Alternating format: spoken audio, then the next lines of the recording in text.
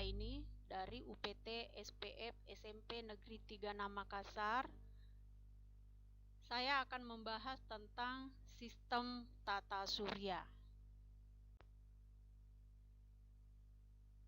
Adapun tujuan pembelajaran kita kali ini adalah yang pertama, peserta didik dapat menuliskan susunan tata surya. Yang kedua, peserta didik dapat menjelaskan bentuk orbit planet dan gerak planet pada orbit tata surya. Yang ketiga, peserta didik dapat menuliskan lapisan-lapisan yang terdapat pada matahari. Yang keempat, peserta didik dapat menuliskan planet-planet yang tergolong planet dalam atau terestrial dan planet luar atau Jovian. Nah, apakah yang dimaksud dengan tata surya? Tata surya adalah susunan benda-benda langit yang terdiri atas matahari sebagai pusat tata surya. Planet-planet, komet, meteoroid, dan asteroid yang mengelilingi matahari. Adapun susunan tata surya terdiri atas matahari, planet, jadi ada planet dalam, ada planet luar, kemudian komet, meteoroid, dan asteroid. Bentuk orbit planet tidak melingkar, tetapi berbentuk opal atau elips.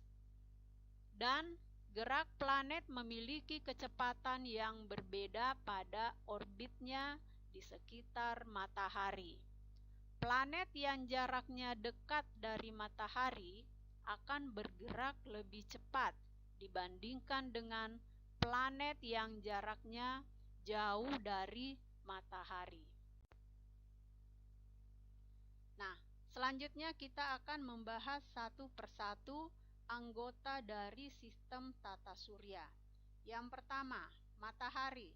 Matahari adalah bintang yang berupa bola gas panas dan bercahaya yang menjadi pusat sistem tata surya.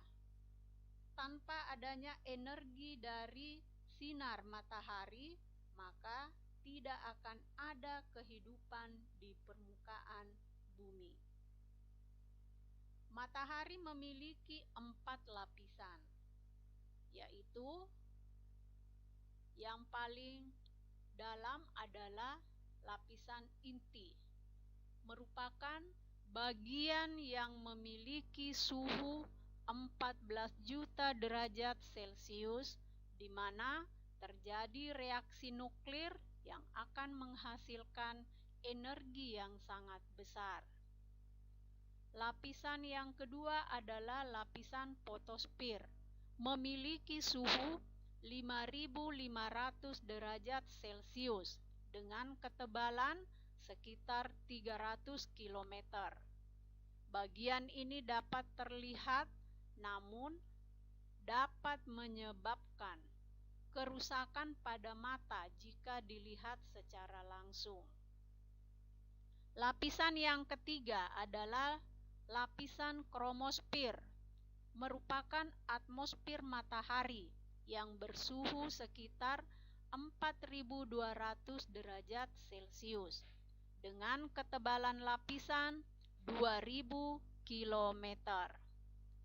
Dan lapisan yang terluar dari matahari adalah lapisan korona, merupakan atmosfer luar matahari yang bersuhu sekitar 1 juta derajat Celcius dengan ketebalan sekitar 700.000 km. Nah, selanjutnya anggota dari sistem tata surya yang kedua adalah planet. Planet adalah benda langit yang tidak dapat memancarkan cahaya sendiri, akan tetapi hanya akan memantulkan cahaya dari bintang yang diterimanya. Planet ada 2 jenis, yaitu planet dalam atau planet terestrial yang terdiri dari Merkurius, Venus, Bumi, dan Mars. Kemudian planet yang kedua adalah planet luar atau planet Jovian yang terdiri dari Jupiter, Saturnus, Uranus, dan Neptunus. Nah, selanjutnya anggota dari sistem tata surya yang ketiga, komet. Komet adalah benda langit yang mengelilingi matahari dengan orbit sangat lonjong. Komet ini terdiri atas debu, partikel batu yang bercampur dengan es, metana, dan amonia.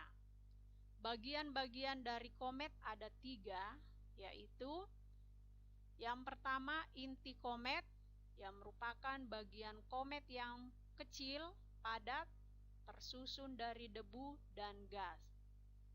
Bagian kedua adalah koma, adalah daerah kabut di sekitar inti.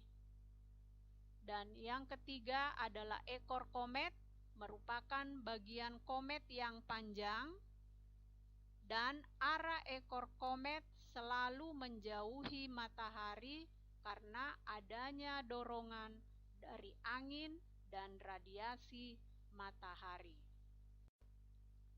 Selanjutnya, anggota tata surya meteoroid. Meteoroid adalah potongan batu atau puing-puing logam yang bergerak di luar angkasa. Meteoroid mengelilingi matahari dengan orbit tertentu dan kecepatan tertentu. Meteoroid tercepat bergerak sekitar 42 km per detik. Ketika meteoroid tertarik oleh gravitasi bumi, maka sebelum sampai di bumi, meteoroid akan bergesekan dengan atmosfer bumi. Gesekan tersebut akan menghasilkan panas dan membakar meteoroid tersebut. Meteor adalah meteoroid yang habis terbakar oleh atmosfer bumi. Sedangkan meteorit adalah meteoroid yang jatuh ke permukaan bumi. Yang terakhir, anggota sistem tata surya, asteroid. Asteroid adalah potongan-potongan batu yang mirip dengan materi penyusun planet. Sebagian besar asteroid terletak di daerah antara orbit Mars dan Jupiter yang juga biasa disebut sebagai sabuk asteroid. Demikianlah penjelasan saya tentang sistem tata surya. Semoga